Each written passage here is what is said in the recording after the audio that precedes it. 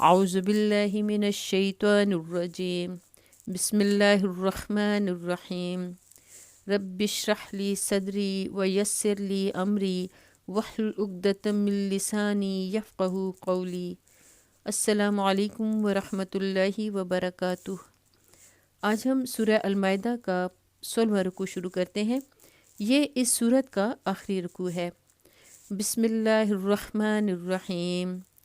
وَإِذْ قَالَ اللَّهُ يَا عِيسَى ابْنَ مَرْيَمَ أَأَنْتَ قُلْتَ لِلنَّاسِ اتَّخِذُونِي وَأُمِّيَ إِلَٰهَيْنِ مِن دُونِ اللَّهِ۔ غرض جب اللہ فرمائے گا کہ اے عیسیٰ ابن مریم، کیا تو نے لوگوں سے کہا تھا کہ خدا کے سوا مجھے اور میری ماں کو بھی خدا بنا لو؟ اب عیسائیوں نے اللہ کے ساتھ صرف مسیح علیہ السلام اور روح القدس ہی کو خدا بنانے پر اکتفا نہیں کیا، بلکہ مسیح علیہ السلام کی والدہ ماجدہ حضرت مریم کو بھی ایک مستقل معبود بنا ڈالا۔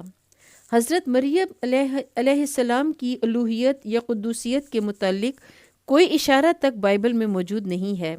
مسیح علیہ السلام کے بعد ابتدائی 300 برس تک عیسائی دنیا اس تخیل سے بالکل ناآشنا تھی۔ 3 صدی عیسوی کے آخری دور میں اسکندریہ کے بعض علماء دینیات نے پہلی مرتبہ حضرت مریم علیہ السلام کے لیے ام اللہ یا مادر خدا کا لفظ استعمال کیا۔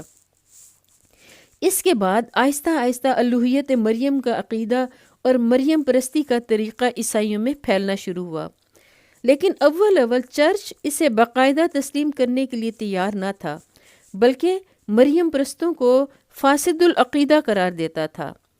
پھر جب نستوریس، جسے انگلش میں نیسٹوریس ہم کہتے ہیں، کہ اس عقیدے پر کہ مسیح علیہ السلام کی واحد ذات میں 2 مستقل جداگانہ شخصیتیں جمع تھیں، مسیحی دنیا میں بحث و جدال کا ایک طوفان کھڑا ہوا، تو اس کا تصفیہ کرنے کے لیے سن 431 میں شہر افسوس میں ایک کونسل منعقد ہوئی، اور اس کونسل میں پہلی مرتبہ کلیسا کی سرکاری زبان میں حضرت مریم علیہ السلام کے لیے مادر خدا کا لقب استعمال کیا گیا۔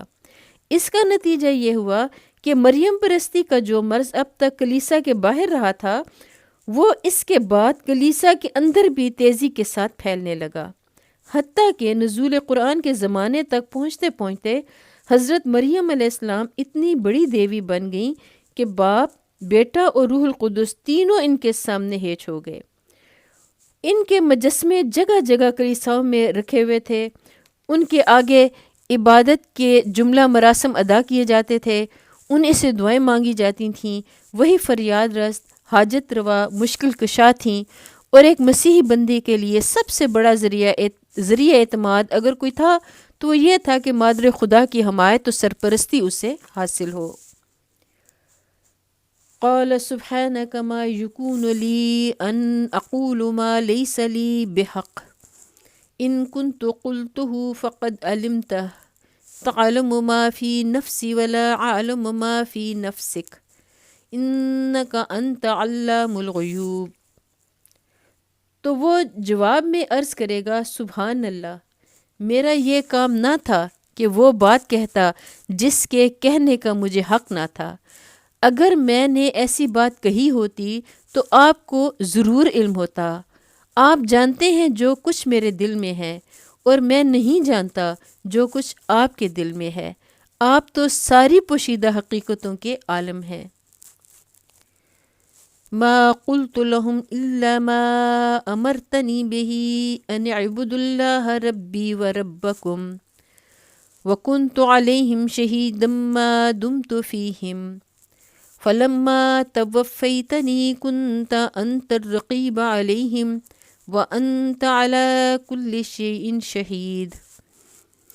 میں نے ان سے اس کے سوا کچھ نہیں کہا جس کا آپ نے حکم دیا تھا، یہ کہ اللہ کی بندگی کرو جو میرا رب بھی ہے اور تمہارا رب بھی۔